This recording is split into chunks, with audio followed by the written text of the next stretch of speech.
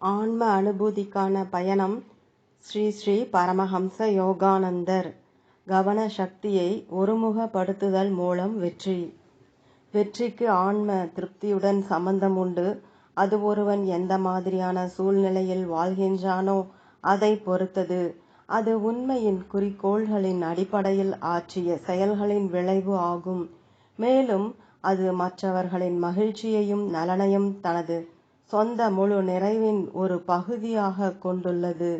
இந்த நியதியை உங்கள் உலக, மன, ஒழுக்க மற்றும் ஆன்மீக வாழ்க்கையில் பயன்படுத்துங்கள். அப்பொழுது வெற்றியின் விரிவான முழு விளக்கத்தை காண்பீர்கள். நமது வெற்றி மற்றவர்களை புண்படுத்தக்கூடாது. வெற்றியின் மற்றொரு தகுதி என்னவென்றால், அதன் மூலம் இணக்கமான மற்றும் சாதகமான பலன்களை நாம் பெறுவதோடு மட்டுமல்லாமல் மற்றவர்களோடும் அந்த பலன்களை பகிர்ந்து கொள்கிறோம். ஒரு மனைவி நீண்ட காலங்கள் மௌனமாயிருக்கும் ஆன்மீக பயிற்சியில் ஈடுபட்டிருக்கிறாள். மேலும் அந்த காலங்களில் தனது கணவன் மற்றும் குழந்தைகளிடம் கூட பேச மறுக்கிறாள் என வைத்துக் கொள்ளுங்கள். அவள் மௌனம் அனுசரிப்பதில் வெற்றி அடைந்து அதனால் ஓரளவு தனிப்பட்ட அமைதி பெற்றாலும் அவளது நடத்தை சுயநலமிக்கதும் குடும்பத்தின் மகிழ்ச்சிக்கு ஊறு விளைவிப்பதுமாகும். அவளது நல்ல நோக்கத்தின் நிறைவேற்றம் எவர் மீதெல்லாம் அவளுக்கு பொறுப்பு உண்டோ அவர்களுக்கெல்லாம் அது பயன்பட்டாலொழிய அவள் உண்மையாக வெற்றி பெறவில்லை. அதுபோன்று உலக வெற்றி அடைதல் என்பதன் அர்த்தம் நாம் தனி மனிதராக நமது செல்வத்தை அனுபவிக்க உரிமை உண்டு என்பதை விட மேலானதாகும். நாம் மற்றவர்கள் ஒரு மேலான வாழ்க்கையை அமைத்து கொள்ள உதவுவதற்கு அறரீதியாக கடமைப்பட்டுள்ளோம் என்றும் கூட அதற்கு பொருளுண்டு. அறிவுள்ள எந்த மனிதனும் பணம் சம்பாதிக்க முடியும். அவன் இதயத்தில் அன்பு இருந்தால் அவனால் அப்பணத்தை சுயநலமாக பயன்படுத்த ஒரு காலும் முடியாது. அவன் எப்பொழுதும் மற்றவர்களுடன் பகிர்ந்து கொள்வான். கஞ்சனுக்கு பணம் ஒரு சாபமாகிறது, ஆனால் இதயம் படைத்தவர்களுக்கு அது அருளாசி ஆகிறது. உதாரணமாக ஹென்றி ஃபோர்டு நிறைய பொருள் ஈட்டுகிறார், ஆனால் அதே சமயம் மக்களை சோம்பேறியாக்க ஊக்குவிக்கும் தர்மத்தில் அவருக்கு நம்பிக்கை இல்லை. மாறாக பலருக்கு வேலை கொடுத்து வாழ்வளிக்கிறார். ஹென்றி ஃபோர்டு மற்றவர்களையும் வளப்படுத்தி பொருளீட்டுவாரானால் அவர் சரியான விதத்தில் வெற்றியாளராவார். அவர் மக்களுக்கு மிகவும் உதவி செய்துள்ளார்.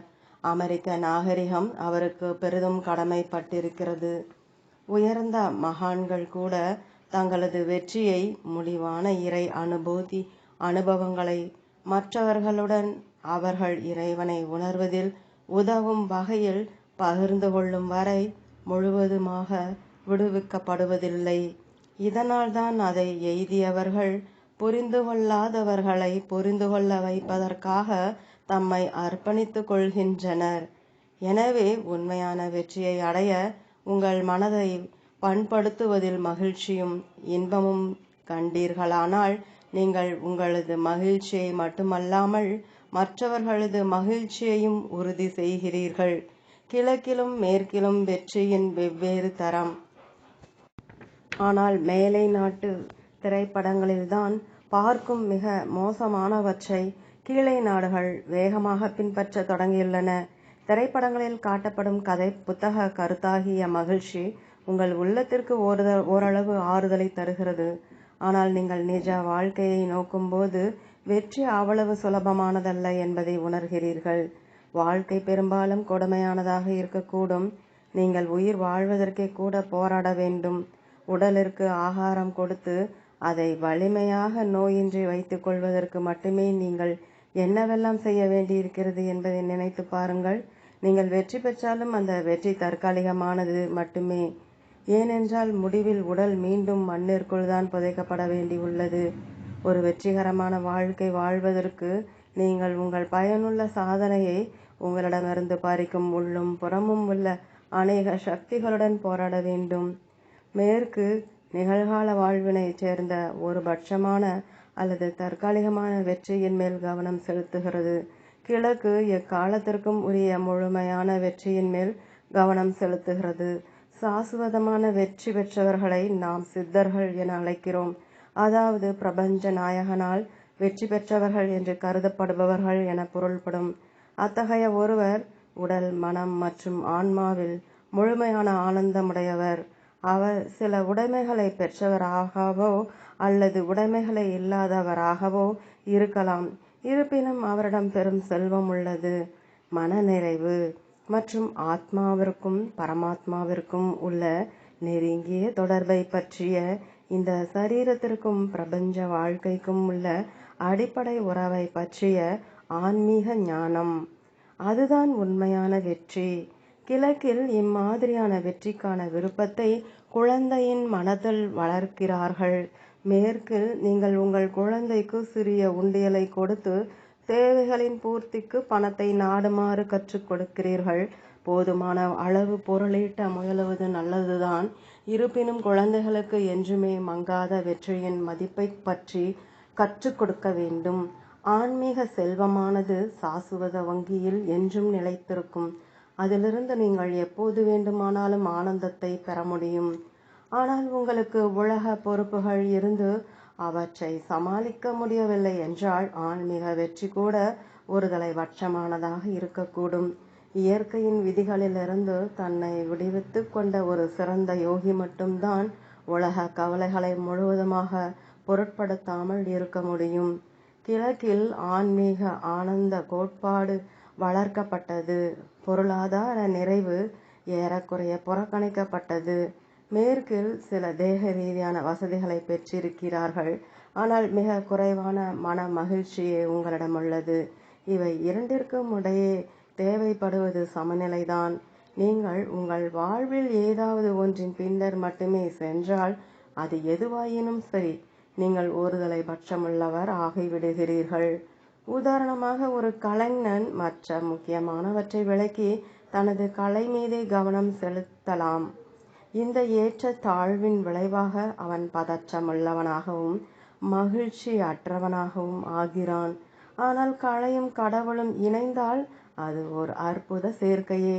வணிகமும் இறைவனும், விஞ்ஞானமும் இறைவனும், சேவையும் இறைவனும், இந்த விதமான இணைப்புகள் முழுமையான வெற்றிக்கும் மகிழ்ச்சிக்கும் வழிவகுக்கின்றன.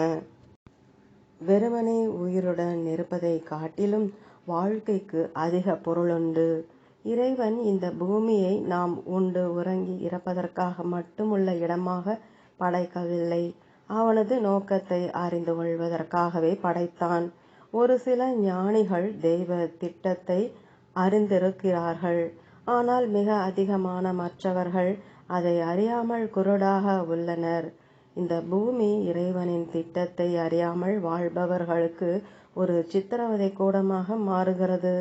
ஆனால் உங்கள் வாழ்வின் அனுபவங்களை உங்கள் ஆசானாக பயன்படுத்தி அதிலிருந்து உலகின் உண்மையான தன்மையையும் அதில் உங்கள் பங்கையும் அறிவீர்களானால் அந்த அனுபவங்கள் சாசுவத முழு நிறைவிற்கும் மகிழ்ச்சிக்கும் மதிப்புமிக்க வழிகாட்டிகளாக மாறுகின்றன. இறைவன் மாயையை மிக வலிமையாக படைத்துள்ளான். நாம் ஒரு பைத்தியக்கார விடுதியில் வாழ்ந்து கொண்டிருக்கிறோம். நீங்கள் பணம் என்பது மகிழ்ச்சியை குறிப்பது என்று நினைக்கிறீர்கள். ஆனால் அது கிடைத்தவுடன் நீங்கள் இன்னமும் மகிழ்ச்சியாக இல்லை என்பதை உணர்கிறீர்கள். நீங்கள் செல்வம் படைத்திருந்தாலும் உங்கள் ஆரோக்கியத்தை இழக்கலாம், அல்லது நல்ல ஆரோக்கியம் இருந்தாலும் உங்கள் செல்வத்தை இழக்கலாம், அல்லது செல்வமும் ஆரோக்கியமும் இருந்தாலும் மனிதர்களுடன் நிறைய சச்சரவுகள் இருக்கலாம். நீங்கள் மற்றவர்களுக்கு நன்மையை செய்கிறீர்கள். அவர்கள் அதற்கு பதிலாக உங்களிடம் வெறுப்பு காட்டலாம். உங்களுடன் இறைவன் இல்லையெனில் இந்த உலகத்தில் எதுவும் உங்களை நிறைவுபடுத்த முடியாது.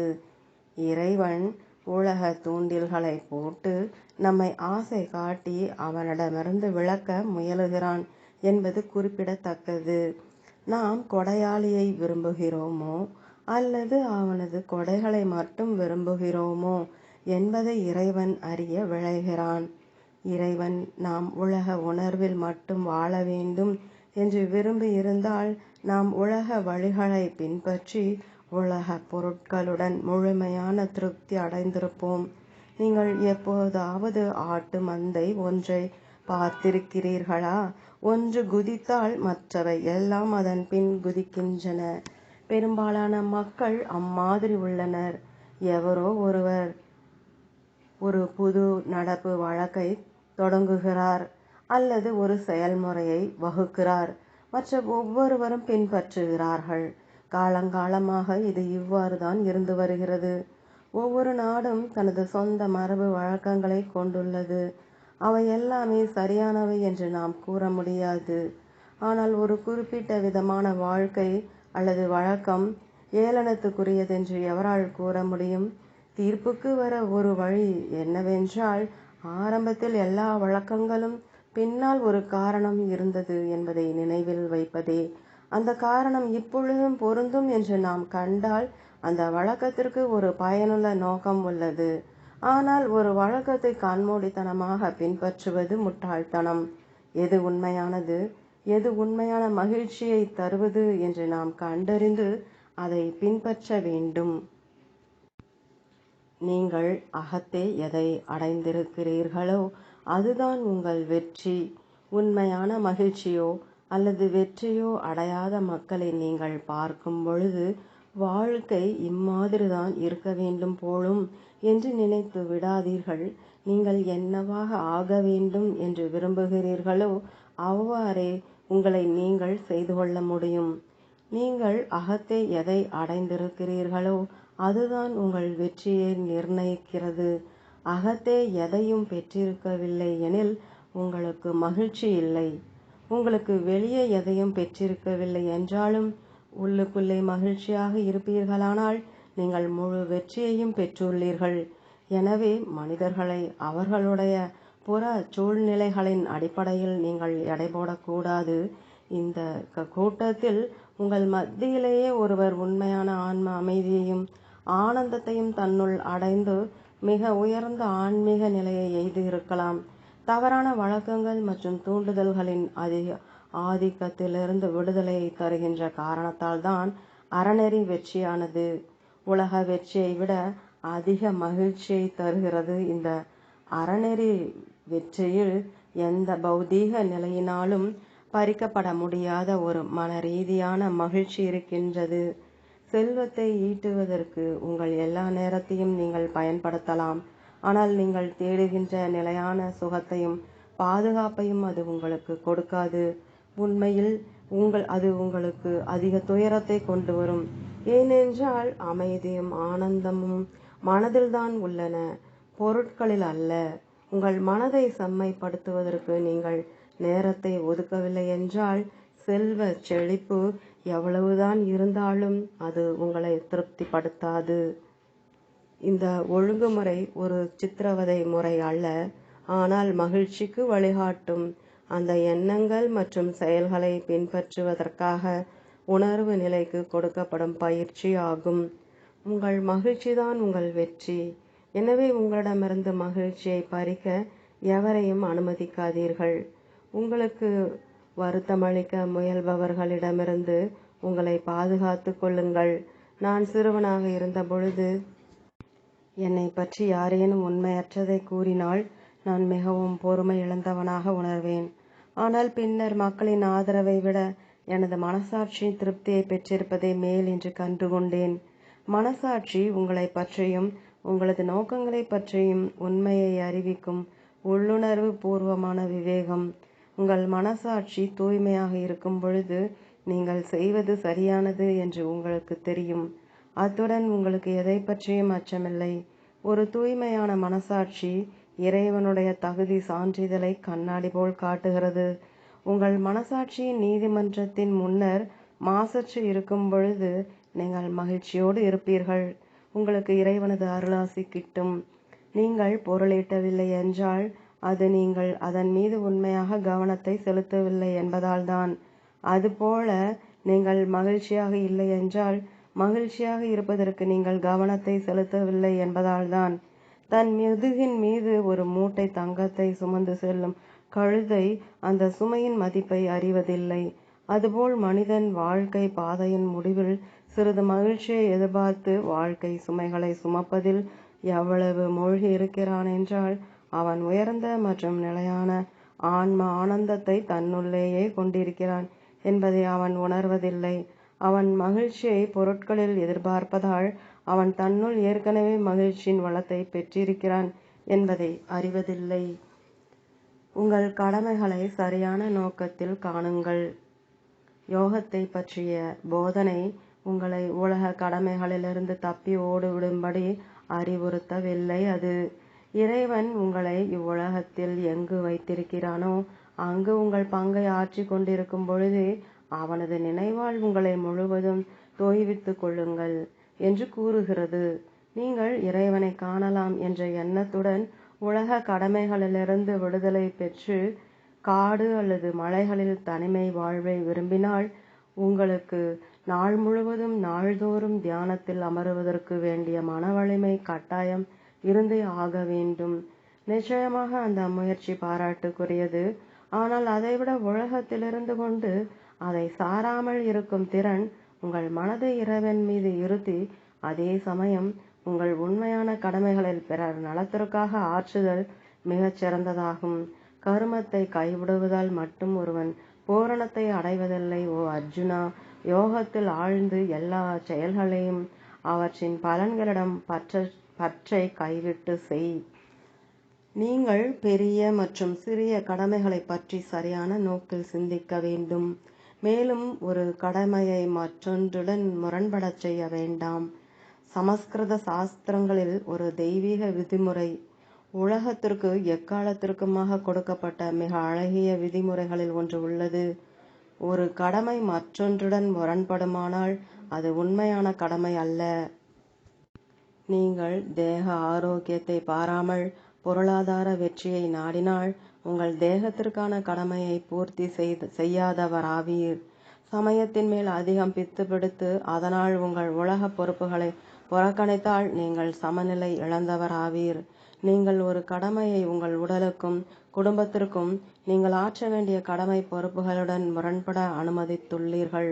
உங்கள் குடும்பத்தை பற்றிய தேவையற்ற அக்கறையிலேயே உங்கள் முழு கவனத்தை செலுத்துவதால் இறைவனுக்கு நீங்கள் செய்ய வேண்டிய கடமையை மறந்தீரானால் அது கடமை அல்ல. பலர் கேட்கிறார்கள், நமது உலக கடமைகளை நிறைவேற்ற உலக வெற்றியை முதலில் அடைந்து பிறகு இறைவனை நாடலாமா, அல்லது முதலில் இறைவனை அடைந்து அதன்பின் வெற்றியை தேடலாமா? எவ்வழி ஆயினும் இறைவனை முதலில். ஆழ்ந்த தியானத்தில் இறைவனுடன் தொடர்பு கொள்ளாமல் ஒருபொழுதும் உங்கள் நாளை ஆரம்பிக்கவோ முடிக்கவோ செய்யாதீர்கள். கடவுளிடமிருந்து பெற்ற சக்தி இல்லாமல் நம்மால் எந்த கடமைகளை மாற்ற முடியாது என்பதை நாம் நினைவில் கொள்ள வேண்டும். ஆகையால் நமது முதல் பற்றுறுதி அவனுக்கானது. இறைவனை மறந்து நீங்கள் மற்ற கடமைகளை ஆற்றினால் அவன் ஒருபோதும் அதை விரும்ப மாட்டான். நமது குறிக்கோள் இறைவனை மகிழ்விக்கும் ஒரே விருப்பத்துடன் எல்லா கடமைகளையும் ஆற்றுவதுதான். இறைவனையும் லௌகீக பூர்த்தியையும் சேர்ந்து நாடுதல் என்று விரும்புவது நன்றாக தோன்றுகிறது.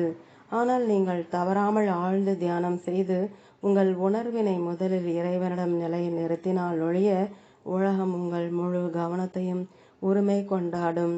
அதனால் இறைவனுக்காக உங்களுக்கு நேரம் இருக்காது. இறைவன் உங்களோடு இருக்கிறான் என்ற உணர்வு இல்லை என்றால் உங்கள் உலக கடமைகள் பொதுவாக சித்திரவதை முறைகளாக மாறுகின்றன. ஆனால் நீங்கள் எப்பொழுதும் கடவுளை பெற்றிருந்து கடவுளின் உணர்வுடன் உங்கள் கடமைகளை செய்தீர்களானால் நீங்கள் பேருவகை அடைந்த மனிதனாக இருக்கக்கூடும். சித்தத்தை என்பால் வைத்து உயிரை எனக்குரியதாக்கி ஒருவருக்கொருவர் விளக்கிக் கொண்டும் யாண்டும் என்னுடைய குணங்களையும் பிரபாவங்களையும் பேசிக்கொண்டும் மன நிறைவடைந்தும் மகிழ்வடைந்திருந்தும் இருக்கின்றனர். நான் என் குருநாதர் சுவாமி ஸ்ரீ யுக்தேஸ்வரர் எனக்கு அளித்த பயிற்சியினால் அந்த தெய்வீக உணர்வு நிலையை பெற்றேன். இதை நான் பெற்றிருக்கவில்லை என்றால் மக்களுக்கு உதவுவதற்காகவும் இந்த ஸ்தாபனத்தை நிறுவுவதற்காகவும் முயன்ற பொழுது அந்த சமயத்தில் ஒத்துழைப்புக்கு பதிலாக அடிக்கப்பட்டதால் நான் என்றோ மனம் உடைந்திருப்பேன். தெய்வீக அன்பு ஈடு இணையற்றது. நீங்கள் மட்டும் இறைவனிடம் ஆழ்ந்திருந்த ஒரு மகானை நான் அறிவேன். அவரது முகம் தெய்வீகத்தால் பிரகாசித்து கொண்டு இருந்தது. நான் அவருடைய குடும்ப வாழ்வை பற்றி கேட்டேன். அவர் பதிலளித்தார், அது நடந்து முடிந்து போனது. இப்பொழுது எனக்கு இறைவனிடம் உள்ள வாழ்வை தவிர வேறு எதுவும் இல்லை. நான் அவரிடம் என் தந்தையை பற்றியும் அவர் எனக்கு எவ்வளவு செய்துள்ளார் என்பது பற்றியும் கூறினேன். அவர் கூறினார், நீ நன்றியற்றவன். உனக்கு உலகில் நல்ல தந்தையை தந்த தெய்வ தந்தையை மறந்துவிட்டாய். இறைவனிடமிருந்து எனக்கு அழைப்பு வந்ததும் நான் ஆராய்ந்தேன். நான் இறந்துவிட்டேன் என்று வைத்து கொண்டால் அப்பொழுது யார் என் குடும்பத்தை பார்த்து கொள்வார்? எனக்கு உயிர் கொடுத்த அந்த ஒருவன் அவர்களை பார்த்து கொள்வான். எனக்கு நிச்சயமாக தெரியும் அவன் பார்த்து கொள்வான் என்று. அவர் மனப்பூர்வமாக தன் வாழ்வை இறைவனுக்கு மட்டுமே கொடுத்ததால் இறைவன் அவருக்கு உதவி புரிந்தான். எவன் என்னை எப்பொழுதும் காண்கிறானோ அவனை நான் காண்கிறேன். அவன் என் பார்வையிலிருந்து மறைவதில்லை, நானும் அவன் பார்வையிலிருந்து மறைவதில்லை. இயற்கையின் ஒவ்வொரு மூலையிலும் மலர்களில் மறைந்து கொண்டும் பிரகாசிக்கும் நிலவு ஜன்னலிலிருந்து எட்டி பார்த்து கொண்டும் என் அன்பன் என்னிடம் கண்ணாமூச்சி விளையாடுகிறான். இயற்கையின் திரையாகிய மாயை திரையை மூலம் அவன் எப்பொழுதும் என்னை கவனித்து கொண்டிருக்கிறான். எல்லா அன்பர்களுக்கும் பின் உள்ள பேரன்பனை புறக்கணிக்காதீர்கள்.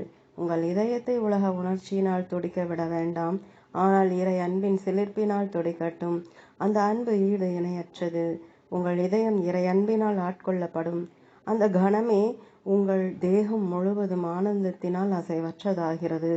இந்த பிரபஞ்ச நாயகன் எனது தேக கோவிலினுள் வந்தபோது எனது இதயம் துடிக்க மறந்தது. எனது தேகத்தின் எல்லா உயிரணுக்களுக்கும் தம் கடமைகளை மறந்தன. எல்லா உயிரின் பேரன்பனும் எல்லா உயிர்களின் பேருயிருமான அமரத்துவ பரம்பொருளின் குரலை கேட்டு அவை நிலைகுத்தி நின்றுவிட்டன. எனது இதயம், எனது மூளை, எனது இருப்பின் எல்லா உயிரணுக்களும் மின்மயமாக்கப்பட்டு அவனுடைய பேரிருப்பால் அமரத்துவம் அடைந்தன. இறைவனின் அன்பு அத்தகையதாகும். வெறுப்பினாலும் போரினாலும் விளைந்த துயரமானது ஆன்மீகமும் கருணையும் தான் உயர்ந்த சக்திகள் என நிரூபிக்கின்றது. வெறுப்பு அழிக்கும் தன்மையுடையது, அன்பு மாபெரும் ஆக்கும் சக்தி. எனவே அன்பு நண்பர்களே, வெறுப்பின் மடமையிலிருந்தும் பைத்தியகாரத்தனமான போரிலிருந்தும் இறைவனை நேசிக்க கற்றுக்கொள்ளுங்கள். அவனது அன்பு எதுவுமே கொடுக்க முடியாத எல்லா நிறைவையும் தரும், வெற்றியை அளிக்கிறது. அன்பு ஒன்றுதான் உலகத்திற்கு நிறைவை கொண்டு வரும். எல்லா நாடுகளும் ஒன்றையொன்று நேசித்தால் ஒன்றுக்கொன்று பலாத்காரத்தாலோ அல்லது மற்றும் தவறான வழிகளிலாலோ அல்லாமல் அன்பினாலும் கருணையினாலும் உதவி புரிய ஆவலாயிருந்தால் உண்மையான நிரந்தரமான உலகளாவிய வெற்றி உண்டாகும். ஒருவரை ஒருவர் கொள்வதற்கு போரில் செலவிடப்படும் கோடிகளை எண்ணி பாருங்கள். மனித இனத்திற்கே வெட்கக்கேடு. துயரத்திலும் அழிவிலும் அல்லாமல் அவை எங்கு போய் முடியும்? இந்த பரிதாபத்தை முடிவுக்கு கொண்டு வர ஒரே வழி அன்புதான். ஒரு நாடு பாதுகாப்பிற்காக மற்றதை விட பெரிய ஆயுதங்களை தயாரித்து கொண்டிருக்கும் வரையில் மற்ற நாடுகள் தம்மை பாதுகாத்து கொள்வதற்கு அதைவிட சிறந்த முறைகளை கண்டுபிடிக்க முயலும். அதனால் மக்கள் நிரந்தர பீதியில் வாழ்வார்கள். ஏன் எல்லா நாடுகளும் வெறுப்பு மற்றும் போருக்கு பதிலாக அன்பையும் புரிதலையும் வளர்க்கக்கூடாது? அன்பு எனும் உலகளாவிய மதமே இதற்கு ஒரே விடை. அன்பு உங்களை வெற்றி பெற்றவனாக்குகிறது. அது உங்களை ஒரு வெற்றி வீரனாக்குகிறது. எல்லா சக்திக்கும் பின்னால் உள்ள மகா சக்தி. முதலாவதாக பிரபஞ்ச நாயகனுடன் வெற்றி பெறுங்கள். உலக கடமைகளில் மூழ்கியிருப்பதால் கடவுளுக்காக நேரம் இல்லை என்று நீங்கள் சொல்கிறீர்கள். ஆனால் இறைவன் உங்கள் இதயத்தை துடிக்கச் செய்யவும் உங்கள் மனதை யோசிக்கச் செய்யவும் தனக்கு நேரம் இல்லை என்று கூறுகிறான் என்று வைத்துக்கொண்டால் என்னவாகும்? அவன்தான் எல்லா காரணத்திற்கும் பின்னால் உள்ள பெருங்காரணம். அவன்தான் எல்லா இச்சா சக்திகளுக்கும் பின்னால் உள்ள மாபெரும் இச்சா சக்தி. எல்லா வெற்றிகளுக்கும் பின்னால் உள்ள மாபெரும் வெற்றி. எல்லா சக்திகளுக்கும் பின்னால் உள்ள மகா சக்தி. உங்கள் இரத்த நாளங்களில் உள்ள இரத்தம், உங்கள் சொற்களுக்கு பின்னால் உள்ள மூச்சுக்காற்று. அவன் தனது சக்தியை எடுத்துக்கொண்டால் எனது குரல் மௌனமாகிவிடும். நான் இனிமேல் பேச முடியாது. அவனது சக்தி நமது இதயங்கள் மற்றும் மனங்கள் மூலமாக வெளிப்படவில்லை என்றால் நாம் எப்பொழுதும் ஊமையாகவே இருப்போம். எனவே இறைவனுக்கு நீங்கள் செய்ய வேண்டிய கடமைதான் உங்களுடைய மிக முக்கியமான கடமை என்பதை நினைவில் கொள்ளுங்கள். இறைவனை முதலில் தேடுவதின் நடைமுறை தன்மை. உண்மையின் கோட்பாடுகளை நீங்கள் பயிற்சி செய்து பயன்படுத்தினால் உடல், மனம் மற்றும் ஆன்மீக விதிமுறைகளின் நடைமுறை தன்மையை உணர்வீர்கள். நீங்கள் சாத்திரங்களை மேலோட்டமாக படித்தால் அவற்றிலிருந்து எதையும் பெறமாட்டீர்கள். ஆனால் நீங்கள் உண்மையை ஒருமுகப்படுதலுடன் படித்தால், மேலும் நீங்கள் படித்தவற்றை உண்மையிலேயே நம்பினால் அந்த உண்மைகள் உங்களுக்கு செயல்படும். நீங்கள் நம்ப விரும்பலாம், ஆனால் நீங்கள் மெய்யாகவே நம்பினீர்களென்றால் அக்கணமே பலன் கிடைக்கும். நம்பிக்கையில் பல்வேறு நிலைகள் உள்ளன. சில மனிதர்கள் நம்புவதே இல்லை. சிலர் நம்ப விரும்புகிறார்கள், மற்றவர்கள் ஒரு சிறிது நம்புகிறார்கள். சிலர் தங்கள் நம்பிக்கை சோதிக்கப்படும் வரை நம்புகிறார்கள். நமது திட நம்பிக்கைகளில் உறுதியாய் இருக்கிறோம். ஆனால் அவை எதிர்க்கப்படும் பொழுது நாம் குழப்பம் மற்றும் கவலை அடைகிறோம். விசுவாசம் என்பது உள்ளுணர்வினால் எழும் திட நம்பிக்கை. ஆன்மாவிலிருந்து எழும் ஞானம் முரண்பாடுகளாலும் கூட அசைக்க முடியாதது.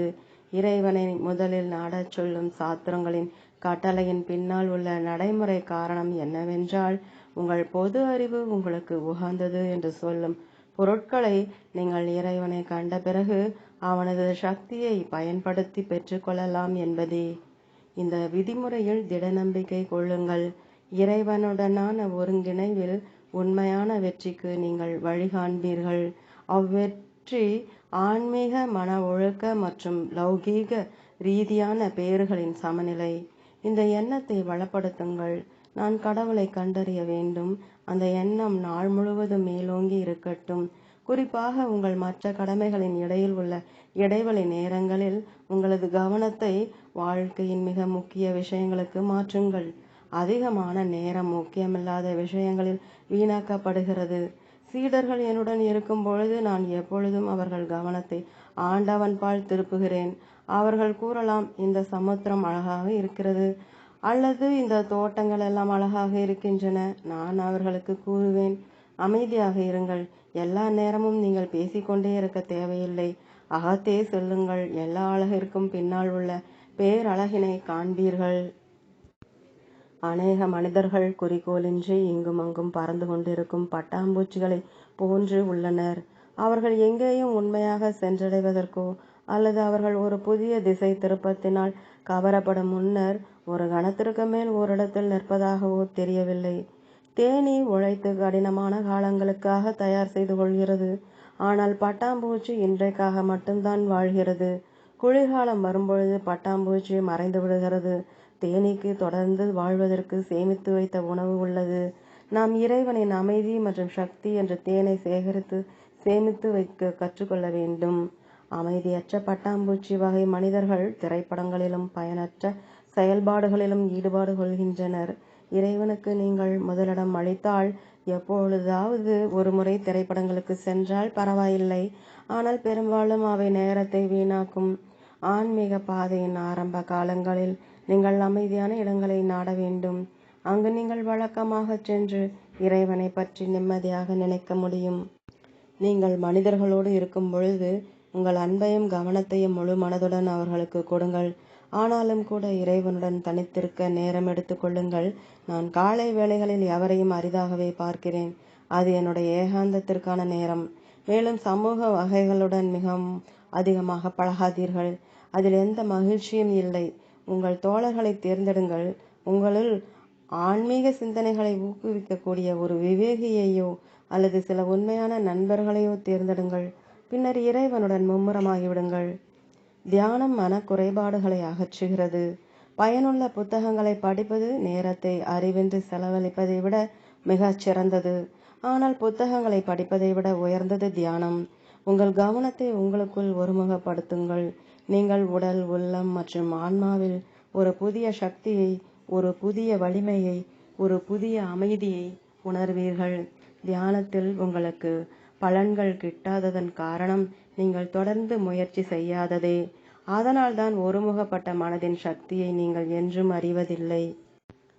நீங்கள் சேற்று நீரை நீண்ட நேரம் அசையாது இருக்க செய்தால் சேறு அடியில் தங்கி தண்ணீர் தெளிவாக ஆகிவிடும்.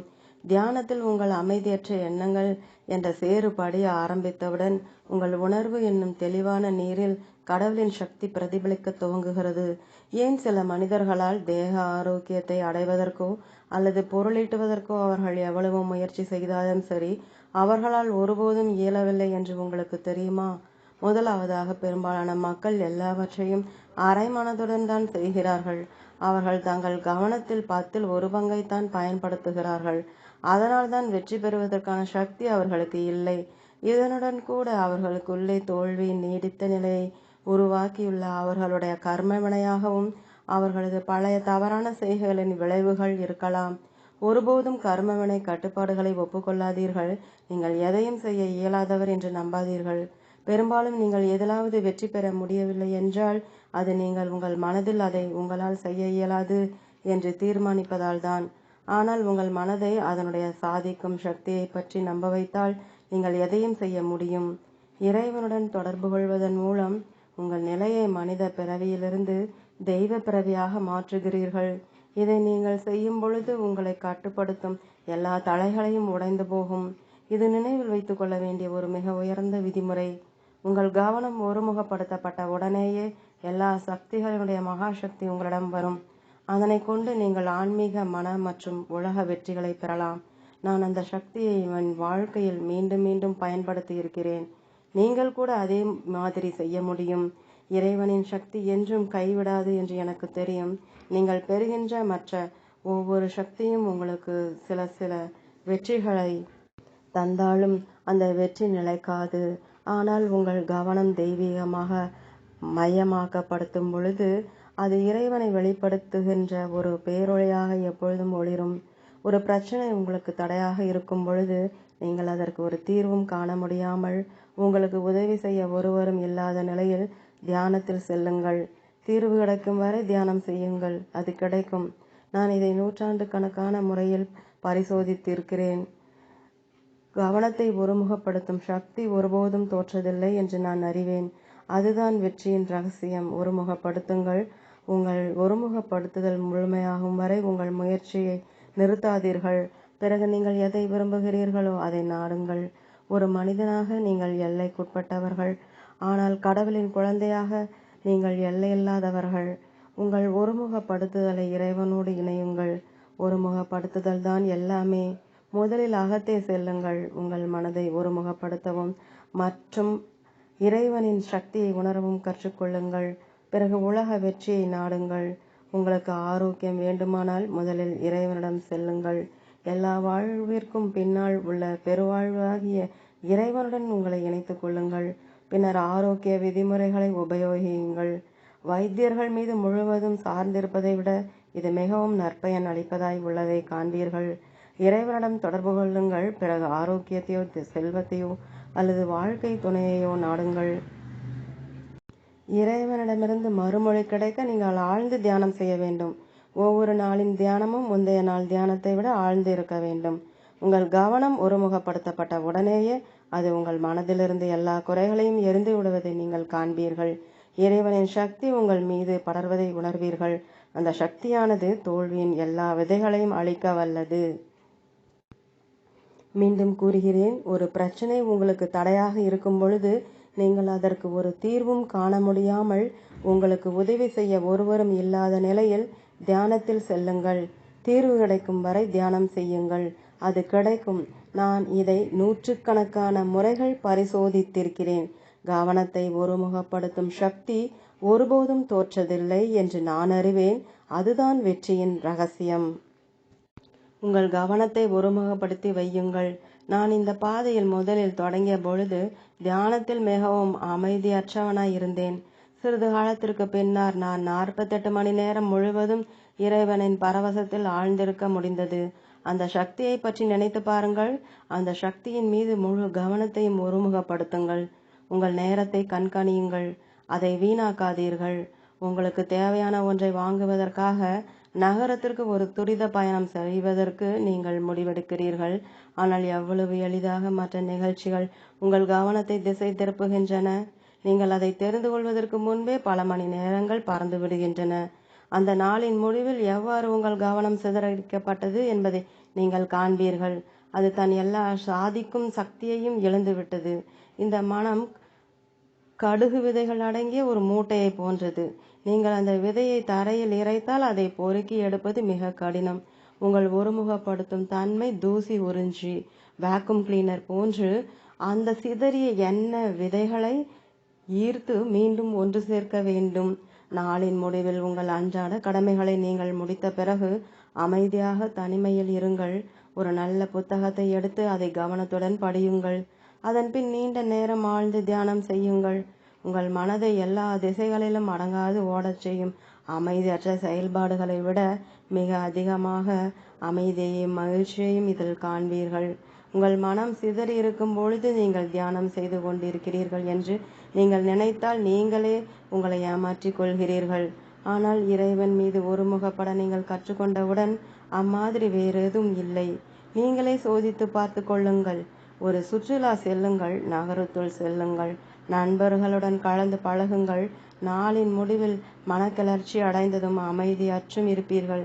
ஆனால் நீங்கள் வீட்டில் தனியாக தியானம் செய்வதில் நேரம் செலவழிக்கும் பழக்கத்தை வளர்த்து கொண்டால் ஒரு பெரும் சக்தியும் அமைதியும் உங்கள் மீது படரும்.